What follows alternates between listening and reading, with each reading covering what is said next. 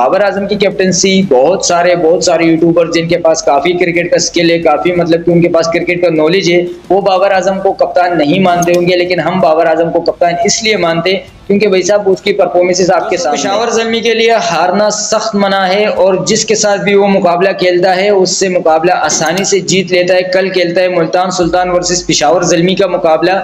इसमें यह लग रहा था कि मुल्तान सुल्तान पेशावर ज़ल्मी दोनों टीम स्ट्रॉन्ग है, तो मुल्तान सुल्तान इस मैच को आसानी से जीत सकता है। जिस तरीके के साथ उनके साथ बैटिंग लाइनअप है और जिस तरीके से वो फिनिश कर रहे हैं, मतलब कि लास्ट अगर आप उनकी परफॉर्मेंसेस देखेंगे तो 5 में से 1 मुकाबला हारा है, 4 जीते, तो रन रेट भी बेहतर था और टॉप 2 के ऊपर मौजूद था और पेशावर ज़ल्मी टॉप 1 के ऊपर मौजूद था।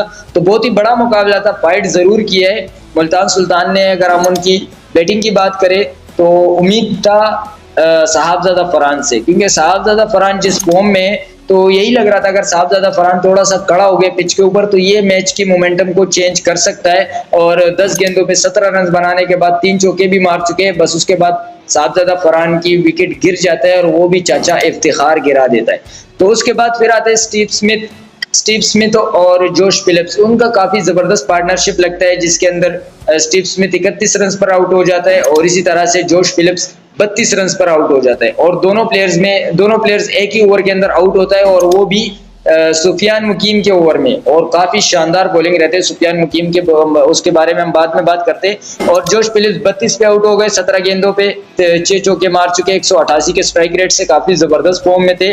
और इसी तरह से शान मसूद 19 गेंदों पे 35 रन बना चुके, 5 चौके और 184 के स्ट्राइक रेट से। मिडल ऑर्डर के अंदर ये बंदा कुछ अलग ही परफॉर्म कर रहा है और स्पेशली T20 के अंदर। तो इसी तरह से सारे प्लेयर्स मिलकर तकरीबन 172 पर रोक जाते हैं और पेशावर ज़ल्मी इसको 172 पे ही रोक देता है। जिस तरीके के साथ पेशावर ज़ल्मी की बॉलिंग है और 20 ओवर खत्म होने के बाद फिर पेशावर ज़ल्मी तकरीबन 24 रन से मुकाबला जीत लेता है और काफी शानदार परफॉर्मेंस रहता है पेशावर ज़ल्मी की। अब अगर उनकी बॉलिंग की बात करें तो चाचा इफ्तिखार एक बैटिंग ऑलराउंडर था, वो एज एक बॉलर ऑलराउंडर बन के घूम रहा है और विकेट्स ले रहा है, कभी 4 विकेट ले रहा है, कभी 2 विकेट ले रहा है, कभी 3 विकेट ले रहे हैं, मतलब रुकने की नाम तो बिल्कुल भी नहीं ले रहा है। और चाचा इफ्तिखार ने 4 ओवर में 32 रन देके 2 विकेट लिए, 8 की इकोनॉमी से बॉलिंग की है। शरीफुल इस्लाम ने 4 ओवर में 27 रन दिए और 6.5 की इकोनॉमी से बॉलिंग की, कोई विकेट नहीं लिया, लेकिन बॉलिंग काफी क्लासिक रहा। अब ये पेशावर ज़ल्मी के लिए एक मतलब कि साइड न्यूज भी है, पेशावर ज़ल्मी के फैंस के लिए भी, क्योंकि शरीफुल इस्लाम और नाहिद राना वो दोनों चले जाएंगे बांग्लादेश, और अपना बांग्लादेश के सीरीज आ रहे न्यूजीलैंड के साथ व्हाइट बॉल का, तो वहां पर चले जाएंगे और यहाँ पर पेशावर ज़ल्मी इन 2 बॉलर्स के वजह से काफी मतलब कि नुकसान होगा पेशावर ज़ल्मी को। लेकिन इन 2 बंदों ने कल अपना काम कर लिया था। अब बात करें कि इनकी रिप्लेसमेंट कैसी होगी। अब खुर्रम शहजाद इनके पास बैठा हुआ है, शायद उसको चांस मिल जाए, और खुर्रम शहजाद के साथ साथ शाहनवाज दानी भी है और अब्दुल सुबहान भी है, अली रजा भी है, बाकी भी इनके पास बॉलिंग है, तो शायद कि यंगस्टर्स को मौका मिले। और एक आपका खुर्रम शहजाद तो पक्का ही है, वो तो खेलेगा। अब यहाँ पर आमिर जमाल की परफॉर्म थोड़ा सा खराब है, तो शायद मेरे ख्याल है कि अब्दुल सुबहान को मौका मिलना चाहिए या अरुण हार्दी को मौका मिलना चाहिए, क्योंकि अरुण हार्दी भी अच्छा प्लेयर है, अच्छा ऑलराउंडर है। लेकिन यहाँ पर अगर बात करें शरीफुल इस्लाम के बाद माइकल ब्रेसवेल ने तकरीबन 2 ओवर में 27 रन दिए, 13.5 की इकोनॉमी से बॉलिंग किया है, कोई विकेट नहीं लिया। सुफियान मुकीम बहुत ही आउटस्टैंडिंग परफॉर्मेंस देते, इस बंदे ने एक ही ओवर में स्टीव स्मिथ और जोश फिलिप्स को आउट कर दिया और वहां से मैच की मोमेंटम चेंज हो गई। उसके बाद जब मुल्तान सुल्तान का कैप्टन खेल रहा था तो उस टाइम इसने एक बॉल फेंकी है जो मतलब कि डायरेक्ट विकेट के अंदर आई है और तेज बॉल फेंकी और वो भी बोल्ड हो गया। वहां से तो और भी मोमेंटम पेशावर ज़ल्मी के हक में बहुत ज्यादा आ गया, फेवर में आ गया।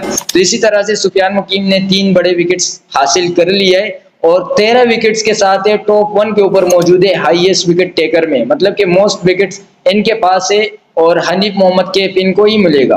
और बैटिंग में भी मतलब खुशाल मेंडिस को भी मिलेगा, क्योंकि खुशाल मेंडिस भी सबसे ज्यादा रन बनाने वाला प्लेयर है। तो नाहिद राना 4 ओवर में 24 रन दे देता है, 2 विकेट ले लेता है, 6 की इकोनॉमी से बॉलिंग करता है नाहिद राना। शरीफुल इस्लाम 8 ओवर में सिर्फ 51 रन दे देते हैं, जिसमें 2 विकेट भी हासिल हो जाता है, लेकिन बॉलिंग काफी जबरदस्त रहता है, क्योंकि T20 में बॉलर्स के लिए कुछ भी नहीं है। लेकिन इन 2 बॉलर्स ने काफी शानदार बॉलिंग की। आमिर जमाल 2 ओवर में 29 रन देके 1 विकेट उनके नाम पर भी है, लेकिन 1 ओवर में उसको 21 रन पड़े थे।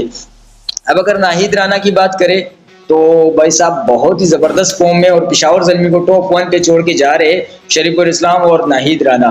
अब उम्मीद है कि पेशावर ज़ल्मी जिस फॉर्म में है तो इस फॉर्म को कंटिन्यू करेगा। अब अगर बाबर आजम की कैप्टेंसी की बात करें तो भाई साहब सब लोग बोलेंगे कि बाबर आजम मतलब कि थर्ड क्लास की कैप्टेंसी कर रहा है, ये कर रहा है, वो कर रहा है, लेकिन HBL PSL 11 में सबसे कामयाब कप्तान है बाबर आजम, क्योंकि कोई मुकाबला हारा नहीं है, सारे मुकाबले जीत चुके हैं। लेकिन मुकाबलों को आप एक साइड पे कर दे, एज अ कैप्टन वो फाइट करता है। बैटिंग से अगर नहीं चलता लेकिन कप्तानी से वो इतना फाइट करते कि मतलब जिस बॉलर की जहां जरूरत होती है वहीं पर खिला देता है।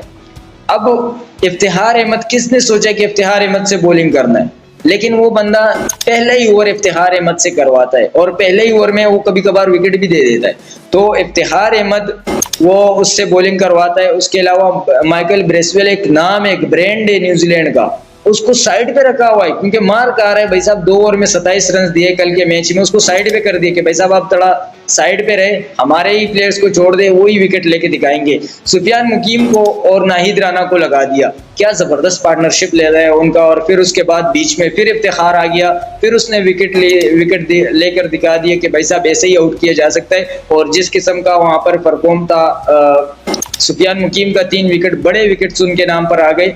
और जिस फॉर्म से वो जा रहे थे, 7 ओवर में 71 रन मुल्तान सुल्तान ने बना लिए थे। तो आप यूं समझ सकते हैं कि मुल्तान सुल्तान बहुत तेजी के साथ जा रहे थे रन चेस की तरफ, लेकिन रोका सुफियान मुकीम और बाबर आजम ने। बाबर आजम अगर बेहतर कैप्टनसी नहीं करता यहाँ पर तो ये मुकाबला पेशावर ज़ल्मी हार जाता। और ये नहीं बाकी कि तकरीबन 5 मैचेस के अंदर बाबर आजम ने इतने जबरदस्त कैप्टनसी का मुजाहरा किया कि आप यकीन नहीं कर सकोगे।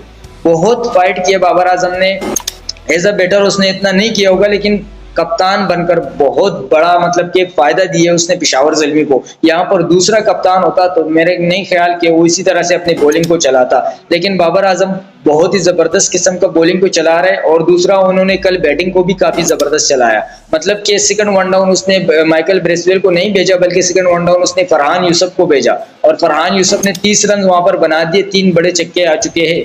और मिडिल ऑर्डर के अंदर वो काफी शानदार प्लेयर है, पाकिस्तान अंडर 19 टीम का कैप्टन। तो बाबर आजम की कैप्टनसी बहुत सारे यूट्यूबर जिनके पास काफी क्रिकेट का स्किल है, काफी मतलब कि उनके पास क्रिकेट का नॉलेज है, वो बाबर आजम को कप्तान नहीं मानते होंगे, लेकिन हम बाबर आजम को कप्तान इसलिए मानते हैं क्योंकि भाई साहब उसकी परफॉर्मेंसेस आपके सामने, उसकी बॉलिंग जिस किस्म का चला रहे, वो बैटिंग जिस किस्म का चला रहे और जिस किस्म का वो फील्ड चला रहे। अब फील्ड में भी उसने अब्दुल समद, फरहान यूसुफ और माइकल ब्रेसवेल और उसके साथ साथ इफ्तिखार अहमद, 4 बड़े फील्डर्स और 4 के चारों काफी शानदार फील्डर्स, बल्कि खुद भी बाउंड्री पे खड़े रहते पावर प्ले के बाद। और उसके साथ साथ मोहम्मद खारिज को भी बाउंड्री के बाहर खड़ा मतलब कि देरे के बाहर खड़ा कर दिया था। तो ये जो मतलब कि कैप्टनसी है ना, ये किसी को समझ नहीं आ रही। भाई साहब इतने बेहतरीन फील्डर्स को उन्होंने बाउंड्री के ऊपर क्यों खड़ा किया, ताकि कैच लेने में इनके लिए कोई मसला ना हो। आप लाहौर कलंदर की मैचेस देखते, आप रावलपिंडी की मैचेस उठा के देखो कि वहां पर क्वेटा के देखे, लाहौरपिंडी के देखे, जहां पर मतलब कि बांग्लादेश का जो स्पिनर है, ऑलराउंडर है, उसको बाउंड्री पे अगर मोहम्मद रिजवान खड़ा करता है तो वो कैचेस ड्रॉप करता है। तो वहां पर आप जरा अंदाजा लगाए कि भाई साहब कौन सा इतना बेहतरीन कप्तान है कि वो अपने फील्डर को सबसे ज्यादा स्ट्रॉन्ग खड़ा करते हैं। और दूसरा, खुशाल मेंडिस की कीपिंग कल के मैचेस में आप देखें, कल के मैच में काफी शानदार फील्डिंग रहता है उनका। तो पेशावर ज़ल्मी कंप्लीट टीम है, बॉलिंग के साथ भी बैटिंग के साथ भी। अब उनके बॉलिंग पे थोड़ा सा असर आएगा क्योंकि नाहिद राना और शरीफुल इस्लाम दोनों चले जाएंगे। तो इंशाल्लाह उम्मीद है कि कमबैक कर लेंगे, जिस किस्म का कॉन्फिडेंस उनको मिल गया है, क्योंकि 11 पॉइंट है, टॉप 1 के ऊपर मौजूद है, PSL में कोई मैच हारा नहीं है, आगे भी जीतने की भरपूर कोशिश करेगा पेशावर ज़ल्मी, क्योंकि मेरा ख्याल है कि ये 19 पॉइंट का गोल बनाया हुआ है उन्होंने और ये 19 पॉइंट तक ही जाएगा। और बाकी टीम सिर्फ ये दुआ करते कि या अल्लाह बारिश कर ले ताकि इनसे जान छुड़ जाए, ताकि हारने का सामना ना करना पड़े। लेकिन पेशावर ज़ल्मी भी कह रहे हैं कि आ जाओ भाई साहब, जो भी टीम आ रहे हैं उसको हारते ही जा रहे। तो क्या कहते हैं आप लोग पेशावर ज़ल्मी के परफॉर्मेंसेस के बारे में, मैचेस जीतने के बारे में, बाबर आजम की कैप्टनसी के बारे में, खुशाल मेंडिस की इतनी ज़बरदस्त परफॉर्मेंसेस के बारे में, मोहम्मद खारिज ने जो कल की मैच में अच्छी परफॉर्मेंसेस दी है, सुफियान मुकीम ने दिया है, और इसी तरह से सारे प्लेयर्स अच्छे खेले पेशावर ज़ल्मी के, क्योंकि टीम वर्क है, सारे मिलके खेलते, एक फैमिली वाला माहौल है, और इस वजह से मेरा ख्याल है पेशावर ज़ल्मी को बहुत ज्यादा हेल्प मिल रहा है, मैचेस जीत रहे, पॉइंट्स बढ़ रहे, रन रेट बढ़ रहा है। तो क्या कहते हैं आप लोग कमेंट सेक्शन में बता सकते हैं, और कौन सा आपका फेवरेट प्लेयर है वो भी आप बता सकते हैं। तो कमेंट सेक्शन आप लोगों के लिए, बाकी कंटेंट हमारा काम है। जिस भी टॉपिक पे आपको वीडियो चाहिए आप कमेंट कर सकते हैं, हम आपको उसी टॉपिक पे वीडियो ला के दे सकते हैं। शुक्रिया, जज़ाक।